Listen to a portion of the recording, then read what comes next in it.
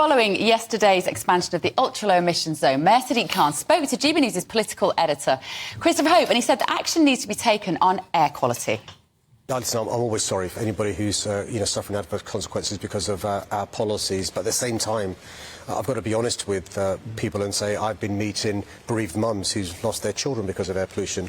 I've been meeting a paediatrician today who works with mums who are pregnant, suffering the ill consequences because of air pollution, and babies who are born suffering the ill consequences. I've met today a doctor who runs an asthma clinic, but also I visited Great Ormond Street, the inpatient ward at the Children's Evelina Hospital. I met scientists, health practitioners and others. That's why I'm angry that the government's letting down London and the South East. How dare he? Honestly, the flipping mayor, saying he cares, he thinks... This is overwhelmingly despised, this policy. ULEZ, nobody wants it, Richard. We're seeing cameras being vandalised, cables being cut. I'm not encouraging that. You may be. But, I mean, what a disastrous launch for this expansion. Richard Tice is here from Reform UK. Sorry, Richard Tice. Andrew Good morning. Blood was boiling so much having watched that, I presume, did you? My blood's boiling from yesterday, I tell you. Listen, the only thing you can be certain about this man, I actually hesitate to call him mayor, I would impeach him, is that he's not being honest about anything. He's not. He's being utterly dishonest. Because the truth is, London's air is the best quality it's ever been, literally since almost time began, I suspect.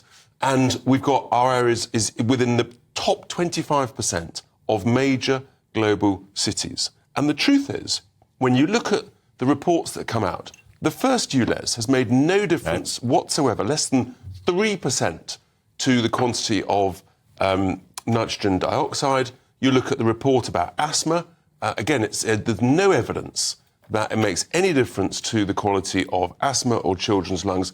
This man is simply lying to London. It's about money. So when he's saying, I've been spending time with people whose children died, because is he just fabricating that? No, he's deliberately lying to justify what is becoming it is becoming his equivalent of the Tory poll tax in the early 1990s. I'm glad you mentioned it. And I've never known such anger amongst millions of people in London and outside London. The penny's only just beginning to drop. It's going everywhere. Right? If you live in Banbury and you're going to drop off a relative at Heathrow to go for a lovely holiday, and you're in a 9-year-old, perfectly decent functioning diesel car, you've got to pay £12.50. You won't know about it. No. You'll get a £160 fine. You'll be fuming. And, Richard, there's a point. I mean, Bev was down there in Bromley yesterday, and she couldn't find anybody, frankly, who had a good word to say for it. But if you're driving into a ULEZ zone, you see a sign saying ultra-low emission zone. It doesn't say ring up this number to pay your £12.50. It doesn't say if you don't pay your fine, your £90 fine within 40 days, it's 180 quid. So let's remember that Noel Wilcox, he has already won a case against the GLA because the signage is flawed. All I would say is watch this space. This is the furniture guy. This is Scaffolder. The scaffolder. Yeah, and his van, wasn't it? Watch this space. That story is far from finished. Yeah. Things are going to happen. And the truth is, all of these ULEZ signs are illegal. Yeah. They are not compliant with the law. And this man is just simply not telling the truth. And a lot of the boroughs, such as Buckinghamshire, Essex, are refusing to put up signs on their borders so that when people are driving into the ULEZ zone, they know, which means if you get your fine, you're going to appeal and say, I didn't know I was going into the ULEZ zone. I've never known so many people being involved with essentially saying, we're going to break the law. Yeah. And you know a politician has got something badly wrong when we are facing the low levels, the early stages of some form of anarchy. And this is a very, very bad place for anybody to be in, particularly in a democracy like ours, in our own capital city. So do you think it will then take a sort of mass action of British people to just say, I'm not going to pay the fine or I'm not going to change my car? I don't know where this goes, but what I do know is I don't think this is sustainable through till next May. No. This is not going to go quiet in a few days and everybody forget about it. I think something will happen. I don't know what it is, but I just sense that this level of anger I've never seen before. And here's the double standards of the Labour Party on this, Richard, because Keir Starmer now is thinking, I wish he'd paused it. I wish he'd delayed. He didn't have a problem with the expansion of the ultra-low emission zone until they lost the Uxbridge by-election, which was a referendum on the ultra-low emission zone, and people didn't want it. And there's the truth. And dear old Sadiq Khan, bless him, he's still not listening. He still hasn't said, actually, maybe I should do what Andy Burnham did. Because when Andy Burnham felt the wrath of voters and the fury when he tried to introduce it in Greater Manchester, he paused, he said, I'm going to pause and reflect on this. Yeah. Yeah. And that's gone forever in Manchester. He's a good man. We like Andy So Burnham. look, the reality is that Sadiq Khan is just stubbornly pushing on, but this is not sustainable. I've never known anger like it, and something will have to give. But also, the gutless Tories, they could stop this within a week under Section 143, I agree. right?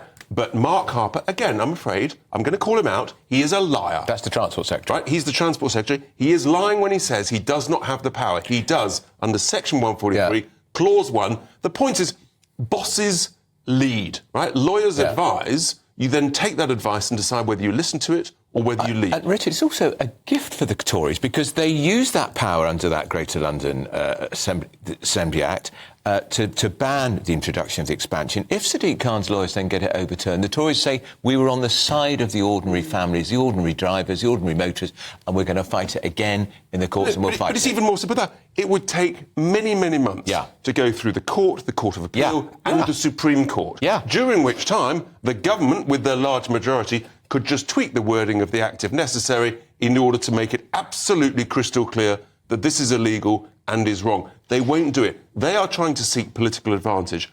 I don't think that's going to work for them. I think people will see them as being very cynical, playing politics you think they with want people's lives. You think they actually want to see ULEZ in place because it's alienating so many potential would-be Tory voters? Yes, and I think it's a really cynical, despicable calculation. It's also just very much part of this mood music that we're hearing in every single country around the world, Richard, that we will move less, we will travel less, we will live smaller lives, which brings us also onto the plane case. To some extent. What do you make of all that? Andrew and I are extremely sceptical about the idea that this is just a mistake and somebody One in road France... flight being blamed on a French airline operative your bring gut the whole...